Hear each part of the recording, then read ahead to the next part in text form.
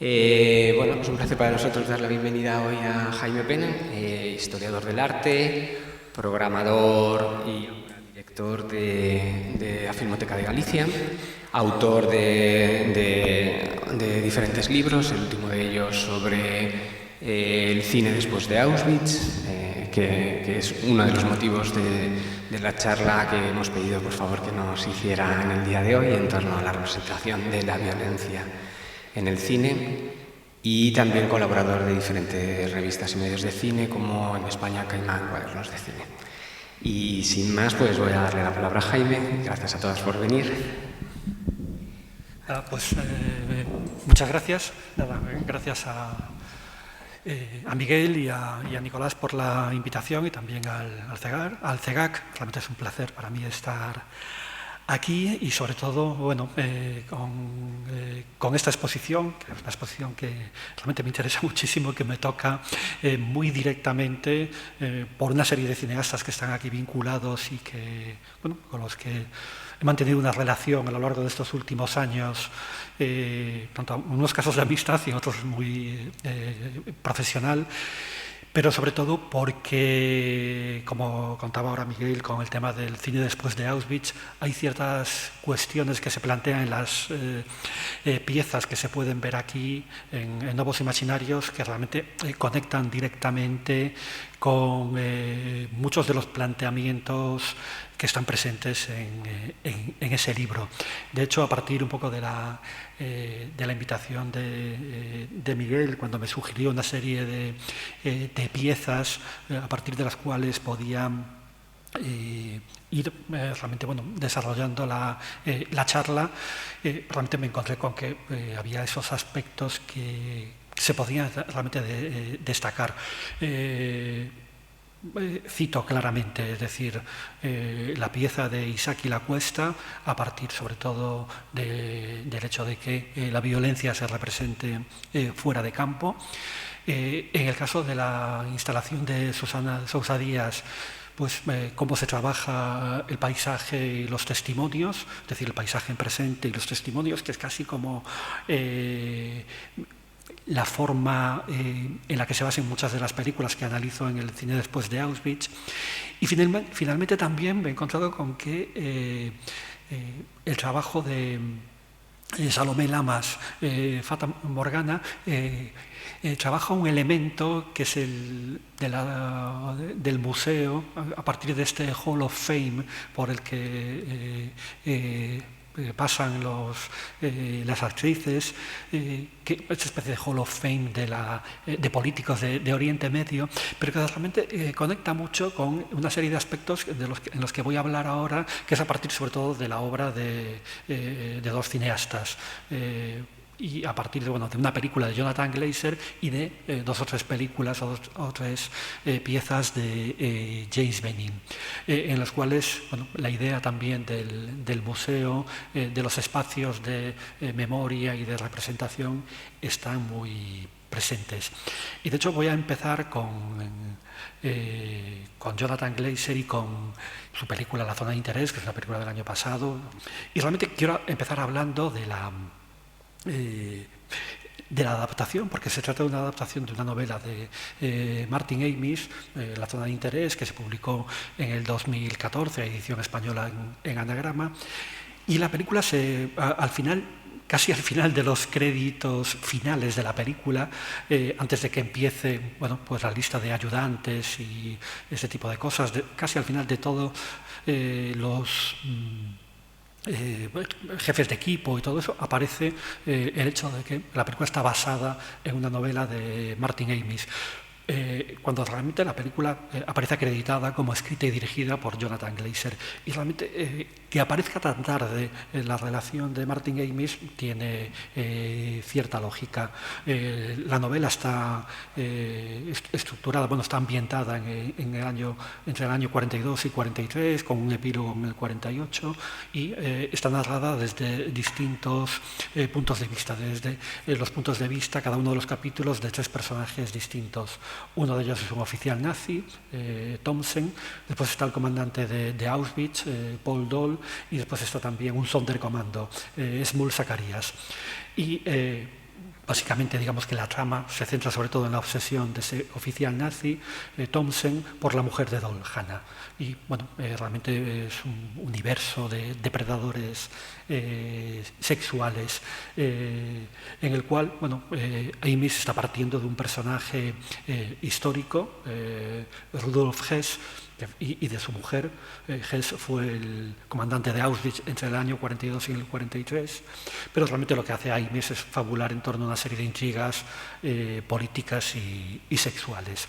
¿Qué toma Glaser de la novela de Amis? Pues realmente muy poco. El título, que hace alusión a la zona, al perímetro que rodeaba el campo de Auschwitz, y muy poco más.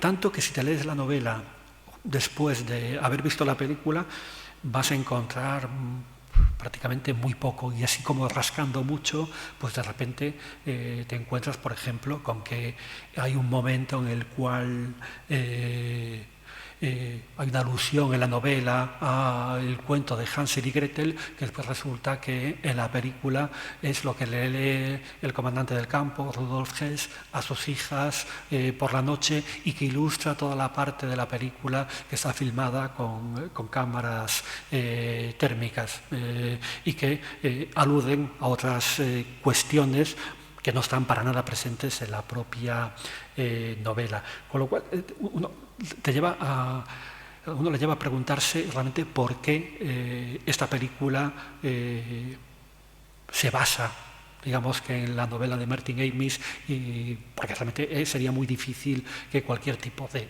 denuncia, algo por el estilo, tuviese alguna posibilidad de prosperar. Realmente, si le quitas el título, esta es otra película sobre Auschwitz y que no tendría nada que ver con Amis. De hecho, yo creo que es más una inspiración en la novela de Amis, es más un título que yo creo que le gustaba a Glaser, y que ahí vio la oportunidad de aprovecharse de él, pero como adaptación, para mí, yo creo que el precedente que podríamos encontrar en esta película es casi solo el de una película como Honor de Caballería de Albert Serra, en la forma en la que adaptaba El Quijote, que realmente no lo adaptaba, partía de sus personajes. Había ecos de algunos de los episodios de la novela, pero realmente la película lo que se centraba eran esos momentos intermedios entre los distintos episodios, en los momentos de descanso, los momentos en los cuales de errancia de los personajes, pero para nada era una película que se pudiese considerar una adaptación. Sí, realmente era una película inspirada en El Quijote, y que, como tal, yo creo que la única adaptación posible o plausible del Quijote. Casi diría que la mejor adaptación posible del Quijote, en el caso de Honor de Caballería. Y creo que aquí no se trata de hacer un ejercicio de literatura comparada ni nada por el estilo, pero sí me llama la atención porque esta forma de abordar la novela por parte de Glaser es casi como la forma en la cual también aborda, como tangencialmente también, Auschwitz. Y porque realmente la película de Glaser lo que hace es partir de la propia biografía de Rudolf Hess, el comandante de Auschwitz. Es decir, la película se va a centrar sobre todo a nivel dramático en el hecho de que Rudolf Hess en un determinado momento es trasladado a Oranienburg, cerca de Berlín, para supervisar todos los campos, pero realmente algo que se ve como una parte, como algo, casi una especie de degradación dentro de su trabajo, como si lo hubiesen apartado y le hubiesen dado la patada hacia arriba. Y la película es muy fiel a los hechos históricos. La última parte está ambientada en Oranienburg y volverá de alguna manera a Auschwitz, coincidiendo con cuando a Rudolf Hess le encargan la que van a llamar la Operación GES, que es el traslado y exterminio de 400.000 judíos húngaros entre mayo y junio del 44. Entonces lo devuelven a Auschwitz. Nada de esto está en la novela de Auschwitz, y digamos que la película de Glazer acabará justo en ese momento. Porque realmente decía, la película está basada en los hechos históricos, es decir, en el personaje de Rudolf Hess, que ahora sí va a tener el nombre del personaje histórico, su mujer también, es decir, Hannah en la novela de Amis ahora va a ser Hedwig, que era el nombre real del personaje, y en la película va a estar llena de este tipo de datos históricos que se van aflorando a veces en los diálogos. Hay una discusión entre los dos personajes, entre Rudolf y Hedwig, cuando él le anuncia que lo han trasladado a Oranienburg, en el cual están hablando como de su pasado, de cuando se conocieron en la Artaman League, que era como esos deseos juveniles de vivir en el campo, de llevar una vida en conexión con la naturaleza, y también un poco esa invocación que les había hecho Hitler, de esta de id al este, que allí hay sitio para vivir. Hay otro momento en la película en la cual hay un encuentro sexual entre Rudolf Hess y una prisionera que llega a su despacho, parece a desnudar, pues hay un corte, y que puede aludir perfectamente a un personaje histórico también, que es una comunista austriaca, Eleonor Hodis, a la cual Hess utilizó en su día como esclava sexual, y que eso le ocasionó, el hecho de tener sexo con una judía, le ocasionó varios problemas, varias polémicas que, según se dice, pudieron estar en el origen del traslado a Oranienburg. Bien, lo que tenemos aquí en pantalla ahora mismo es la casa verdadera de Hess en el perímetro de Auschwitz. Una foto que se puede encontrar por internet, y en la que vemos cómo era la casa real que de alguna manera Glazer ha reconstruido para su película. Os decía antes,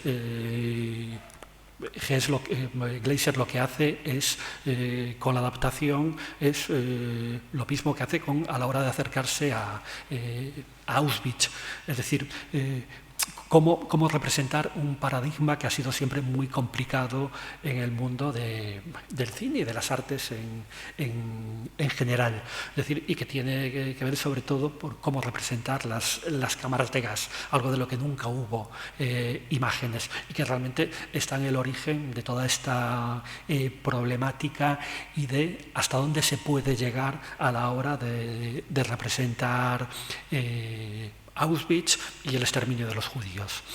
Es decir, tenemos aquella máxima de Adorno sobre el arte después de Auschwitz, pero es que en el tema del cine hay siempre una crítica muy famosa de Jacques Rivette despachando a la primera película occidental que se rodó en Auschwitz,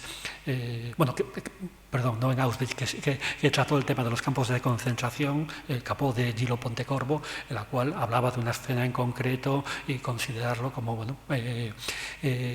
un momento como abyecto, la estetización de la representación de la muerte.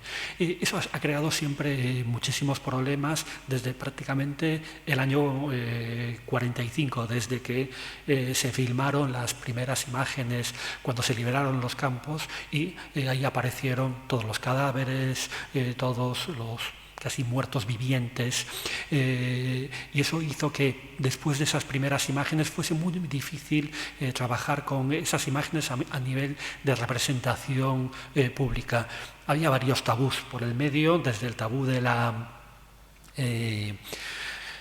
los cuerpos desnudos y sobre todo mostrar cadáveres, que es algo que, bueno, el cine siempre, sobre todo el cine clásico, siempre se encontró con una problemática de cómo representar la muerte. Hay ciertas cosas que no podemos representar.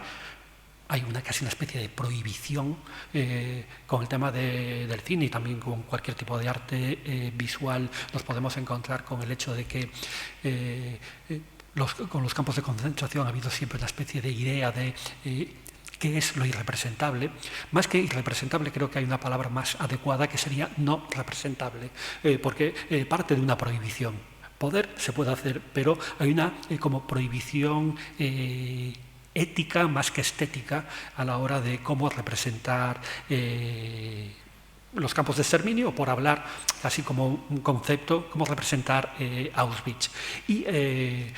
Y estaba presente incluso, yo creo que de una forma intuitiva, en la primera película que se hizo en Auschwitz, realmente, que ya no es del cine occidental, sino de la Europa del Este, que en el mismo año 47 hay una película polaca, Last Stage, de Wanda Jakubowska, que ella y toda una serie de supervivientes de Auschwitz filmaron una película dramática en el año 47 en los mismos barracones, en el mismo campo de Auschwitz, y que de repente a la hora de representar las cámaras de gas lo hicieron a través de una metonimia, y esa metonimia era el humo que salía de las chimeneas.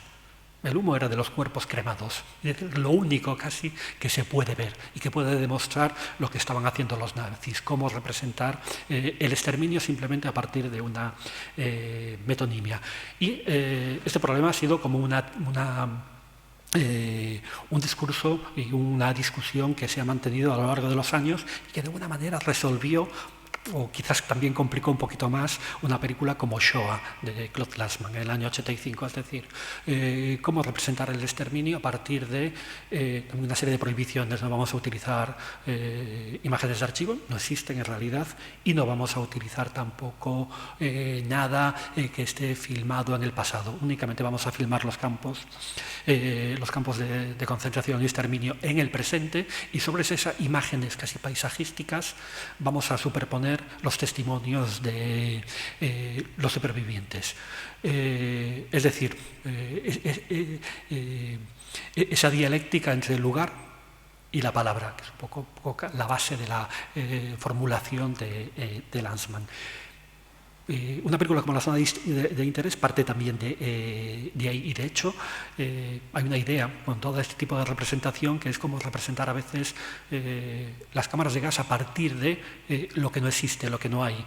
Una prueba que demostrase que las cámaras de gas existieron en algún momento, y es siempre como el último recurso es la pantalla en negro. Y Glaser parte en su película de una pantalla en negro, y ahí mete como la música de Mika Levi. Después vemos, es el inicio de la película, una serie de imágenes casi campestres de una familia pasando como una tarde de domingo en el lago, que prácticamente no hay signos de ningún tipo que nos demuestren en qué época estamos, ni nada por el estilo. Podría ser, por los bañadores y todo eso sabemos que es muy en el pasado, pero no hay nada que, más allá de que hablan alemán, estas cosas, que identifique la época ni a los personajes. Y sin embargo, será, esta es otra foto de la casa vista desde el jardín, realmente será un poco después cuando esa familia retorne a su casa, que empecemos a descubrir cosas. Es decir, saben ustedes pues que esta es una familia alemana, que es un jerarca nazi, y que su casa es una casa adyacente al perímetro del campo de Auschwitz. Pero vamos a tardar un poco en descubrirlo.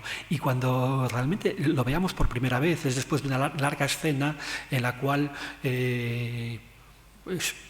al día siguiente, ese día de campo, del día del lago, es un día en el cual Rudolf Hess está de cumpleaños y se está celebrando el cumpleaños, vienen varios jerarcas a felicitarlo, la familia le hace un regalo que es una canoa de madera, y entonces de repente hay un contraplano y descubrimos lo que vemos ahora en pantalla, es decir, está la canoa, y de repente al fondo vemos unos barracones que más o menos podemos casi reconocer.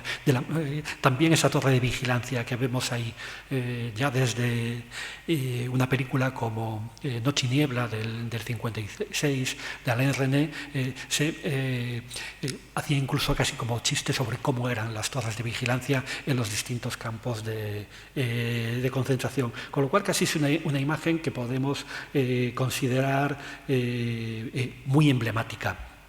Y que este tipo de planificación, este tipo de punto de vista, lo vamos a ver en distintos momentos de la película.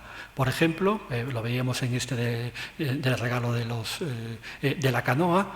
Después Rudolf Hess marchará al trabajo, se monta en caballo y la entrada está ahí justo al lado, pero su mujer, Hedwig, irá con el bebé, su hija más pequeña, para despedirse es decir, la típica despedida del padre que se va al trabajo, ese adiós papi del título.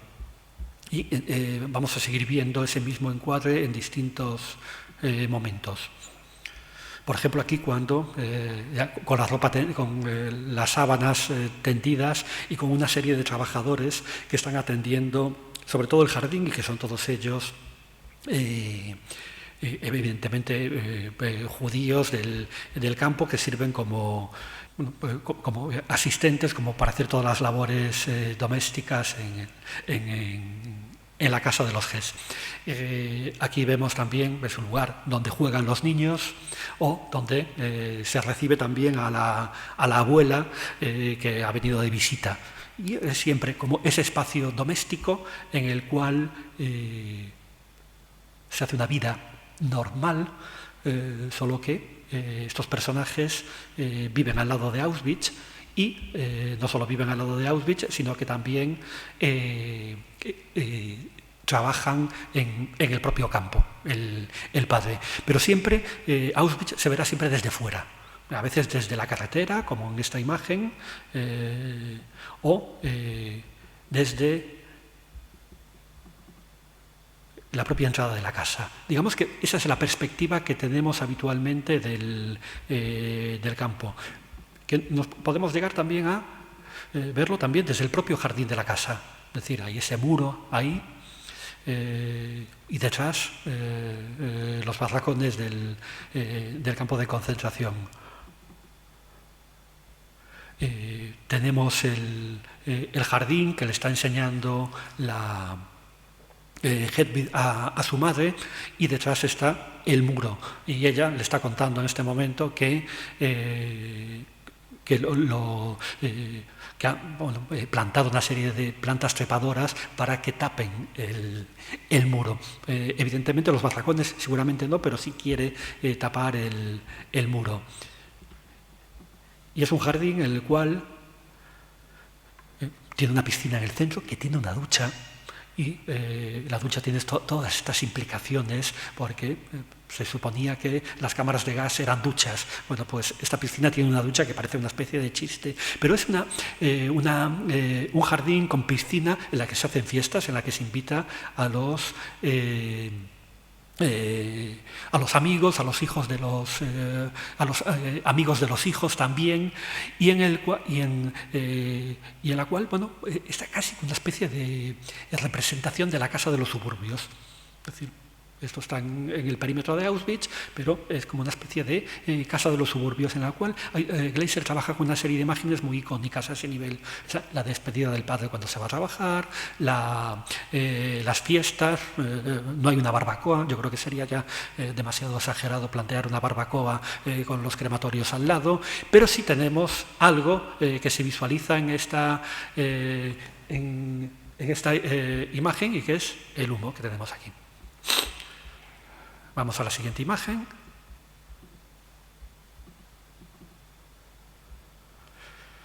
Porque realmente hay algo que va a estar muy presente siempre en este trasfondo y es las chimeneas. Pueden ser las chimeneas de un complejo industrial. Auschwitz, aparte de Birkenau, que era como el campo de exterminio, había un campo de trabajo y había también, sobre todo Auschwitz III, Monowitz, que era un campo en el que estaban sobre todo ahí instaladas toda una serie de fábricas alemanas que utilizaban todo el trabajo esclavo de los judíos o de los presos políticos que estaban en el campo. Entonces, claro, de repente, cuando la madre de Hedwig, la suegra de Rudolf Hess, ve el jardín, dice, esto es el paraíso. Claro, de repente cuando el humo empieza a tener más presencia, o cuando vemos esta imagen, que es muy parecida a la anterior de la fiesta, aquí Rudolf Hess de noche, mirando como las chimeneas están echando humo, es decir, cómo están trabajando los crematorios, digamos que ya no nos parece tanto el paraíso.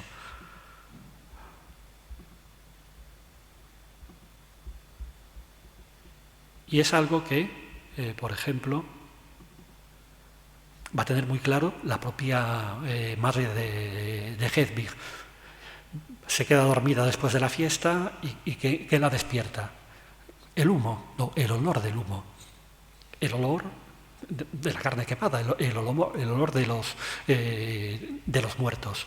Es decir, no podemos representar la muerte, pero sí hay algo que hace que incluso en esta especie de espacio paradisíaco en el este y todo eso, pues nadie sea en el fondo inmune. Tampoco la madre de Hedwig, que viene allí como de visita, pero que se encuentra que, por ejemplo, por la noche ha dejado la ventana abierta. Los crematorios siguen trabajando. Aquí vemos el humo y el fuego que sale de los crematorios y ella se ve casi en la obligación de cerrar la ventana y a la mañana siguiente, al ver que ese olor es insoportable, decidir que se va a marchar y que ni siquiera sin despedirse, simplemente porque el olor a muerte está ahí presente y no hay ninguna planta trepadora que lo pueda ocultar.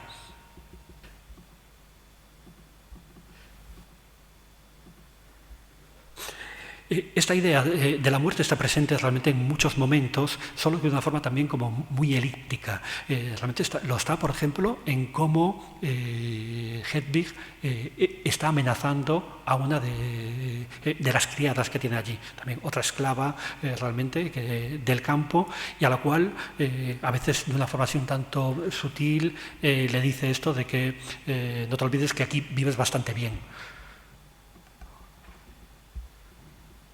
En otro momento la empieza como a amenazar, casi como diciéndole esto, bueno, yo podría conseguir que mi marido esparciese tus cenizas.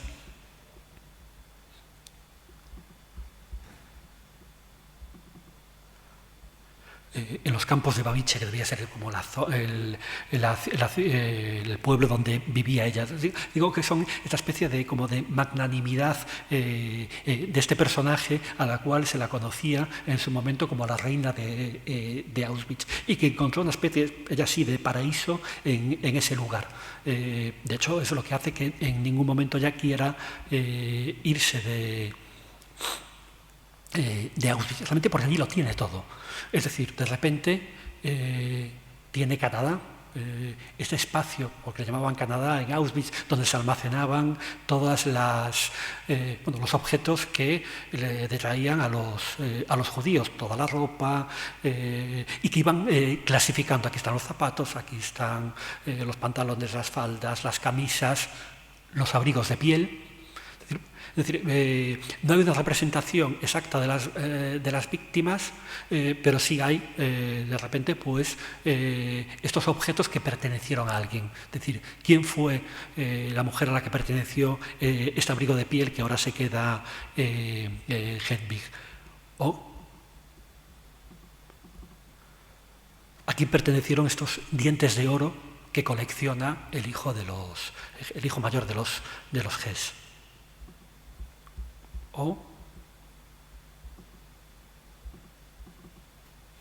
de quién son estos huesos que vienen flotando por el río y que se supone que se habían tenido que convertir en cenizas. Digamos que hay restos que a veces no se pueden evitar, no se puede evitar el olor que sale de las chimeneas, de ese humo que viene de los crematorios, y de repente, pues bueno, todo se convierte en cenizas, pero hay algún hueso que se resiste, y es algo de lo cual esta familia intenta evitar en lo posible que se trasluzca de alguna manera. Digamos que eso es lo que los aleja de ese paraíso que ellos creen haber creado en Auschwitz. Y Hedwig sabe qué hacer con las cenizas. Esas cenizas que vienen de los crematorios, pues de repente pues, a ella le sirven de abono para su jardín.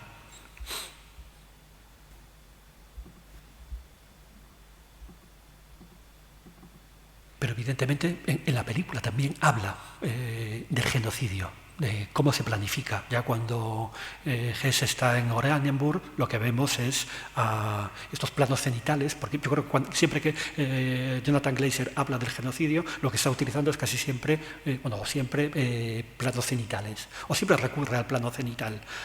Aquí los tenemos reunidos a todos los jerarcas nazis de los distintos campos de concentración y exterminio que están planificando una nueva fase. Aquí, que es una escena anterior en realidad, pero nos vale igual, vemos cuando una serie de ingenieros están explicando a Hess dentro de su casa cómo se puede implementar mejoras en las cámaras de gas y los crematorios para que cada vez se pueda gasear y incinerar a más gente. Esa es la idea un poco de la cual había teorizado Jean-Luc Godard en el año 63 cuando hablaba del célebre film, el único film verdadero, que era aquel que hablaría de Auschwitz desde la perspectiva de los perpetradores, de los verdugos. Esa idea de qué es lo que sería más insoportable, pues contar la vida de estos ingenieros, todo eso, que van a trabajar a la oficina, que están en Auschwitz y intentan, como si fuese una fábrica cualquiera, una fábrica de la muerte, pero es una fábrica en la cual hay que implementar mejoras para que sea más productiva, para que se pueda matar más gente.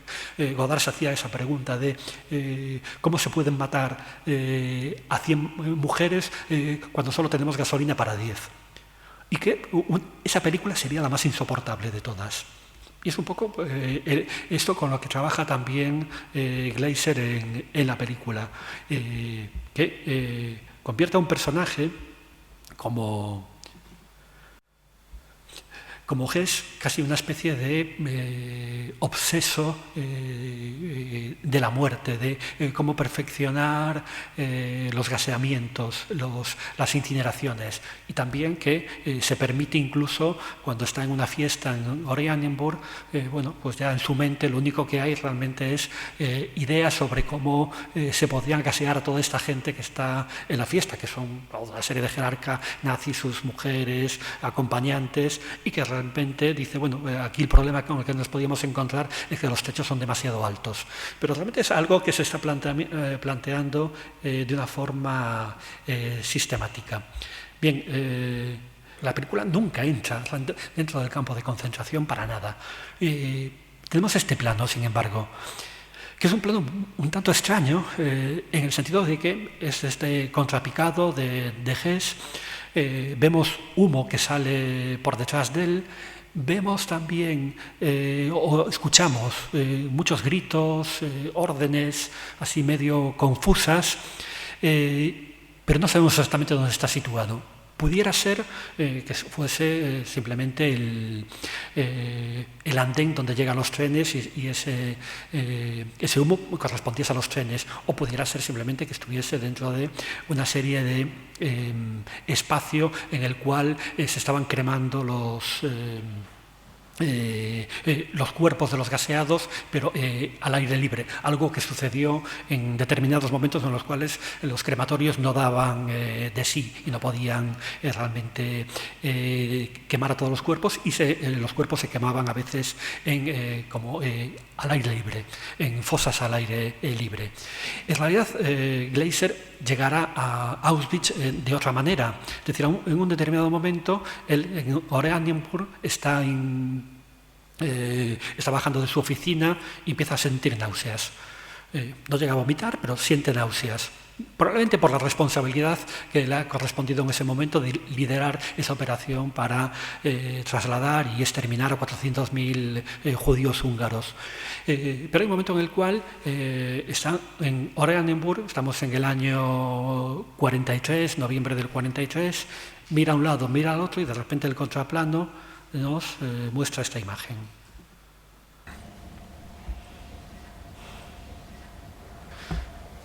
Una imagen en negro, esa lucecita ahí en el centro.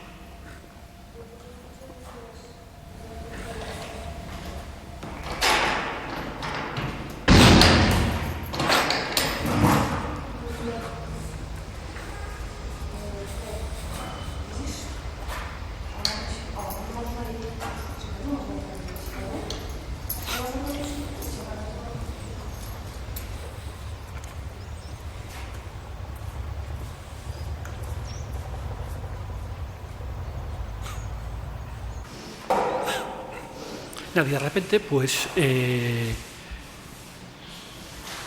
estamos simplemente en Auschwitz, pero pues, en 2022, cuando se haya rodado la película, sí, seguramente 2022, y cuando Auschwitz es el Auschwitz-Birkenau, bueno, el Museo Estatal de Auschwitz-Birkenau, y lo que realmente vamos a pasar ahora por toda una serie de salas acompañando como a estas limpiadoras que limpian las cámaras de gas, limpian los crematorios, pasan también por Canadá, por esa zona en la cual están expuestos ahora detrás de vitrinas o detrás de grandes cristaleras los zapatos, la ropa, todos esos objetos que se le quitaban a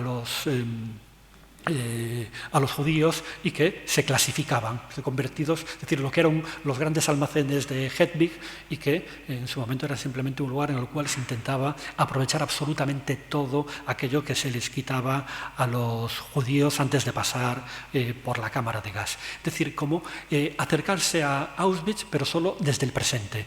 Es decir, estamos ante una película de ficción, pero una película de ficción que tiene en cuenta ese planteamiento un poco de Lanzmann de solo podemos filmar Auschwitz desde el presente y no lo podemos reconstruir. Durante toda la película Auschwitz ha sido un trasfondo y ese trasfondo es un trasfondo que no es necesario reconstruir. Por lo tanto, que toda la película se puede filmar con un primer plano que está ambientado en el año 42-43, pero un segundo plano que corresponde a la época actual y que cuando vayamos a entrar en Auschwitz lo hagamos simplemente cuando ya se ha convertido en un museo. Con todas las implicaciones que eso pueda tener, pero tener en cuenta esa prohibición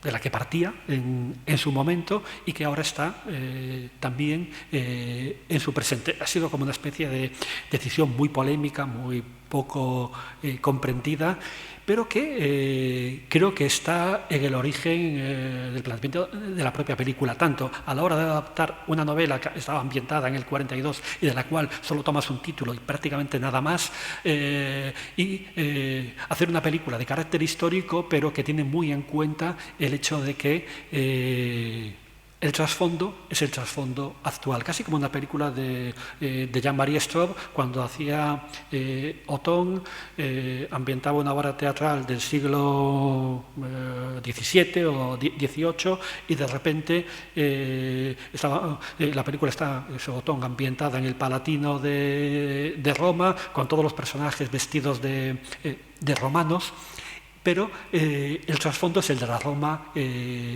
de aquel momento, del año 69, 70, en el cual de repente veías el trasfondo, los coches y todo eso. Es decir, esa idea de la verosimilitud histórica no existe por ningún lado, simplemente la película solo es fiel realmente a su propio presente, al momento en el cual la película se rodó. Y esa idea de Straub, que en el fondo tiene mucho que ver con el propio planteamiento de Lanzmann, está muy presente también aquí en la zona de interés, aunque de otra manera. Y eso es lo que me lleva a otro ejemplo que os quería poner, que es los de Benning. Empezamos por una de sus últimas películas, que es el Allensworth.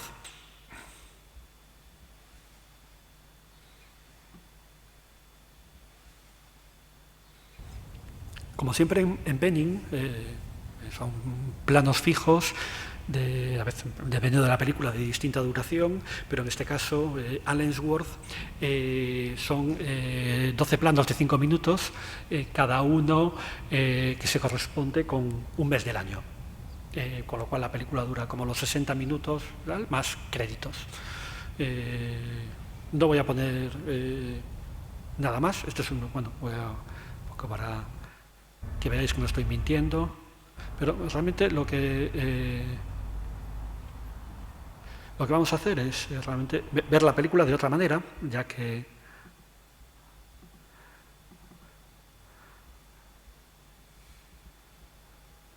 el plano de enero, febrero,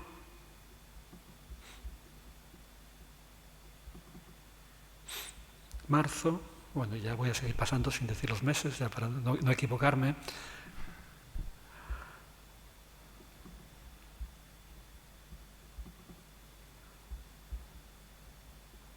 poco vais viendo exactamente lo que está en imagen siempre, que son estos edificios.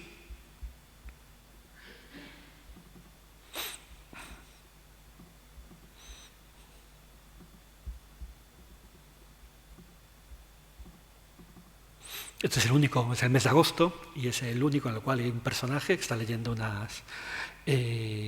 unos poemas dentro de lo que debe ser una escuela o algo así, o una iglesia, y después volvemos otra vez a los edificios.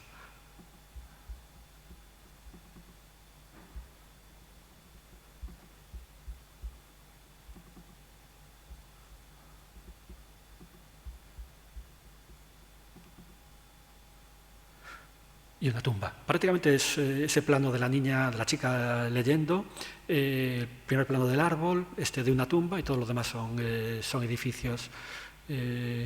Como siempre también en Benning, a veces, pues bueno, los créditos nos dicen un poquito más, nos dan un poquito más de información, aunque está así medio borroso, son realmente los lugares que ha filmado. La cuestión es que es una película sin ningún tipo de información. Esta es prácticamente la primera que aparece. Quiero decir, información, no hay ninguna voz en off ni nada por el estilo. Os he mostrado esos 12 planos, y esos 12 planos es casi como hubieseis... os imagináis 5 minutos, planos fijos exactamente igual, salvo el de la lectura, no aportan mayor información. Hay un momento en el cual en uno de los planos se veía un tren pasar por detrás, en otro se ven como unas montañas. Pero realmente la pregunta que te haces es ¿qué es Allensworth? ¿Qué es Allensworth? Recomendación, buscarlo por ahí adelante en la Wikipedia, por ejemplo.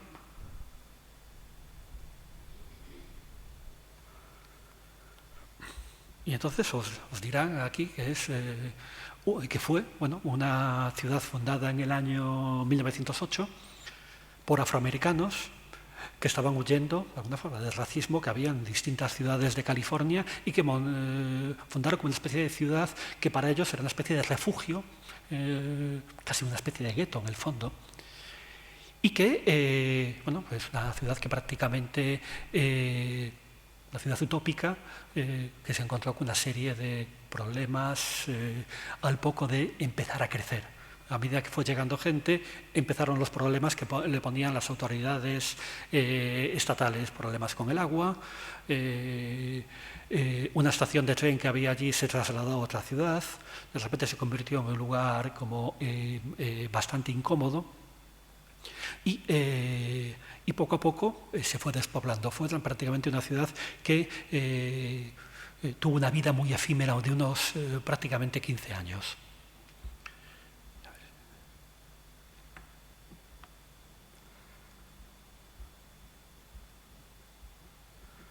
Y aquí he destacado este aspecto porque realmente la ciudad, a partir de los años 70, se empezó a reconstruir. Se empezaron a reconstruir los edificios de la ciudad.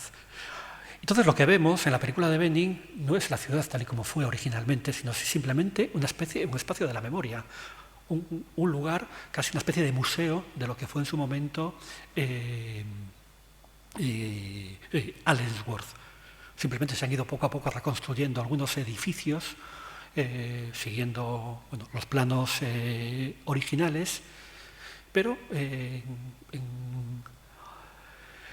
en Benning este tipo de cosas a veces no son muy obvias. Es decir, hay que buscar lo que es Allensworth para que te dé una información sobre Allensworth, la película, de lo que te está hablando. Claro, realmente parece una película de paisaje sin ningún tipo de implicación política, y al final es una película profundamente política.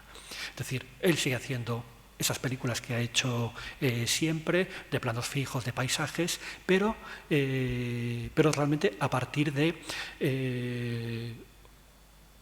un elemento que históricamente tiene unas implicaciones políticas muy claras, como los tiene también la propia lectura de unos poemas de una autora afroamericana de los años 50, 60, que aparecen acreditados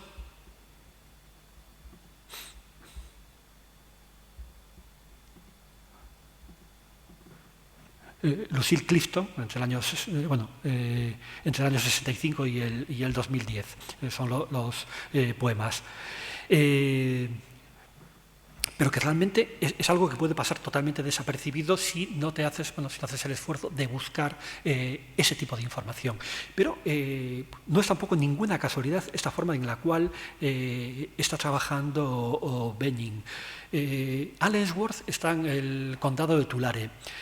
Y dentro de Tulare está, os decía antes que había, como en algunas de las imágenes, se veían unas montañas por el fondo. Vale, esto nos lleva a otra película anterior de Benning. Vamos a ver un poco al principio. La película es del 2012, es Temple Pass.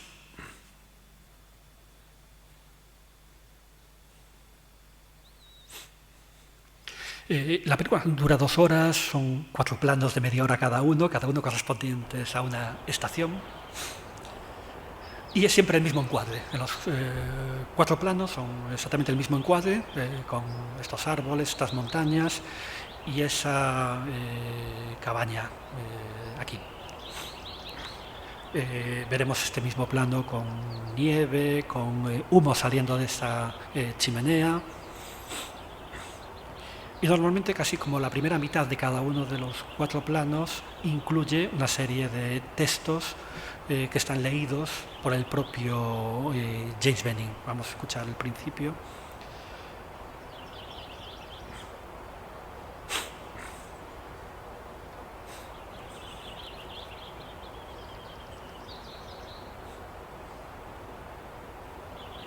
I explored to the east along a high ridge, reached a high peak and then turned back.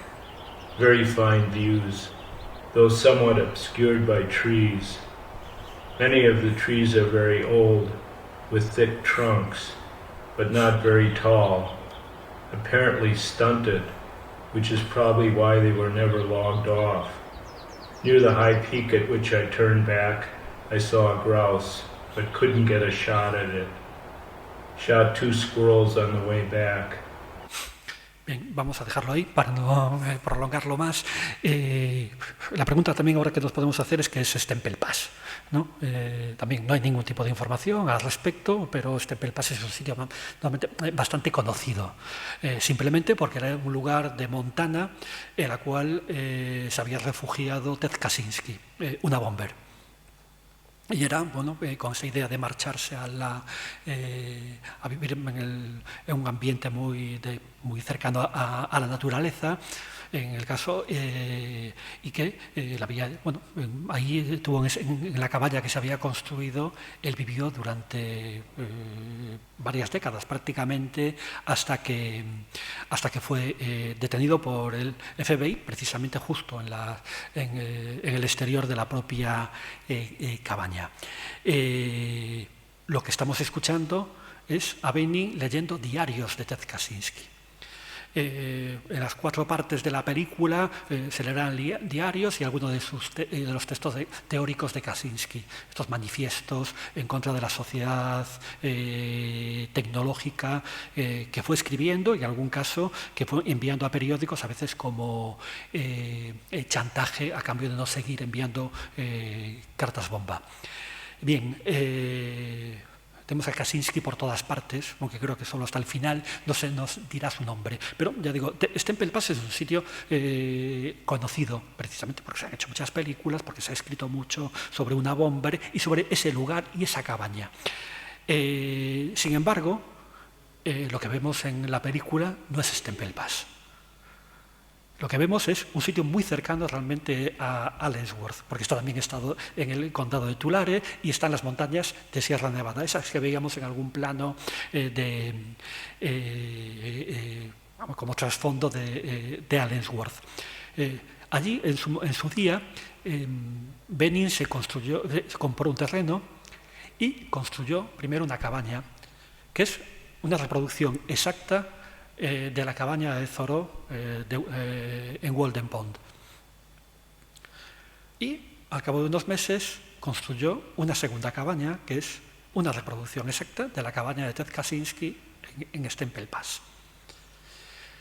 Con lo cual nos volvemos a encontrar con casi una especie como de reconstrucción, como la de Allensworth. No son las casas originales, pero sí son las reproducciones exactas de las construcciones originales de principios del siglo XX. Y estas no es ni la cabaña de Thoreau ni la cabaña de Kaczynski, pero sí son unas cabañas que Benin ha reconstruido exactamente en el exterior y a veces incluso en el propio interior.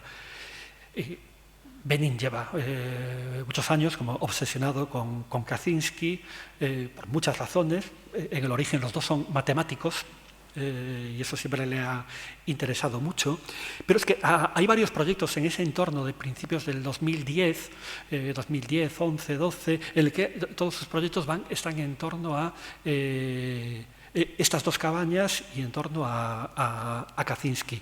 De hecho, hay un proyecto de instalación, hay una instalación que se llama Two Cabins, en la cual son 2 planos en los cuales lo que podemos ver, os pongo también fotografía para que sea como más sencillo, el plano Thoreau, es decir, ahora desde el interior de la casa, es decir, un plano fijo de 15 minutos, en lo que vemos es simplemente ese paisaje de los árboles que rodean la cabaña. Esta es desde la cabaña de Thoreau, que como la de Thoreau tiene también su chimenea y estas cosas, la de Kaczynski es mucho más austera.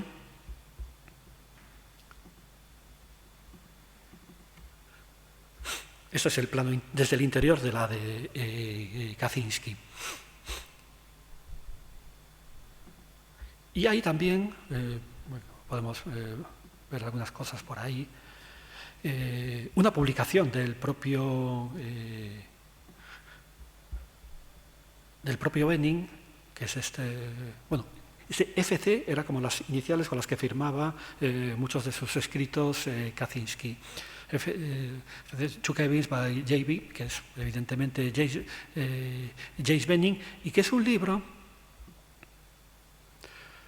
que está editado por Julie Holt, que es una amiga, en el cual se incluyen textos de Thoreau, de Soledad, el Sociedad Industrial y su futuro de Kaczynski, pero lo que os quiero enseñar sobre todo es porque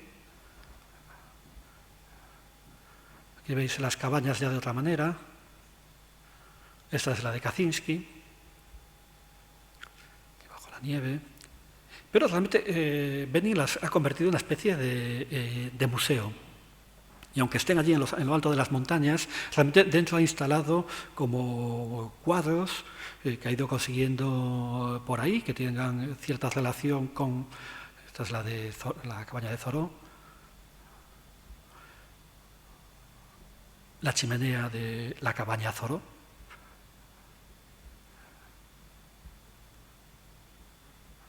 Distintas perspectivas de estas cabañas.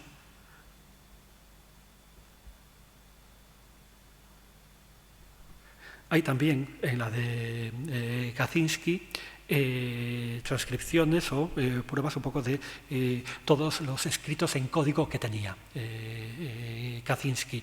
Realmente, a ver si llegamos a ella.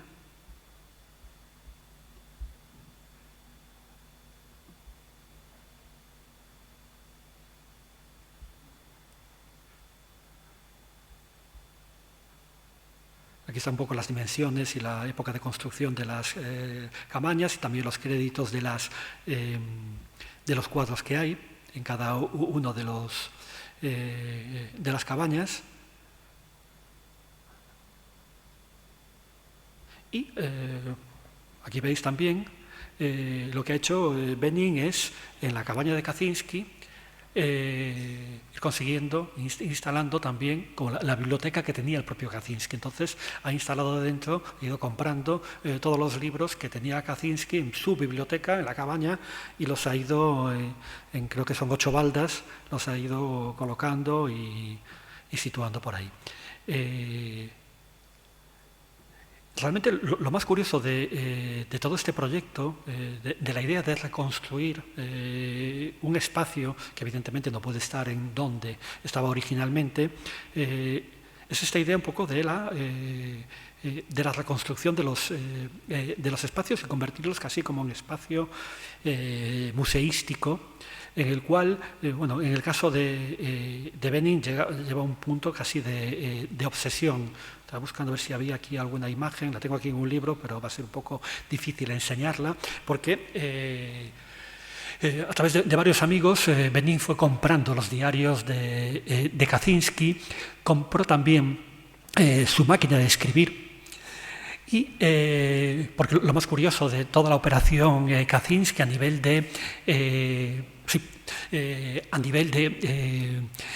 casi legal, es decir, Kaczynski está encerrado en una prisión, yo creo que ahora mismo no sé si de Colorado, nunca fue, una vez que lo detuvieron, nunca fue a juicio. A las autoridades judiciales americanas no les interesaba ese juicio, por lo que pudiese salir. Lo que les interesaba, entonces, bueno, pactaron con él como una prisión de por vida, en el cual él tiene cierto contacto con el exterior, se ha escrito o intercambiado cartas con Benin, y supongo que con otra gente, pero Benin, con esa formación de matemático, la ha llevado también a utilizar todo el tema, estudiar todo el tema de los códigos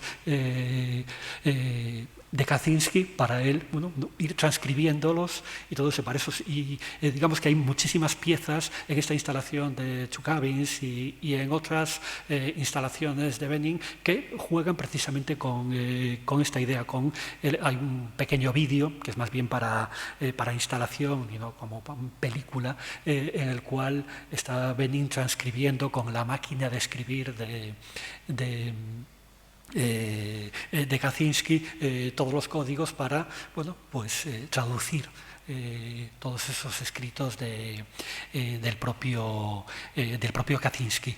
Realmente es una idea que para mí, esta idea de jugar con la reconstrucción, con los propios espacios, que de alguna forma acaba conectando la película de Glaser, La zona de interés, esa forma de abordar Auschwitz, de cómo entrar en Auschwitz a partir solo del museo, con este tipo de trabajos de la última etapa de Benin, que es como la etapa digital, que nos puede servir tanto los proyectos de Kaczynski como de repente, todos los proyectos en torno a una bomber, como lo que pues una de sus últimas películas, como Allensworth, y que para mí, bueno, pues de alguna manera creo que, a lo mejor no sé si forzándolo demasiado, pero que conecta también con estos trabajos que están expuestos en Nuevos Imaginarios aquí al principio, y que por lo tanto espero que, bueno, pues haya sugerido algo. Así que nada, muchísimas gracias.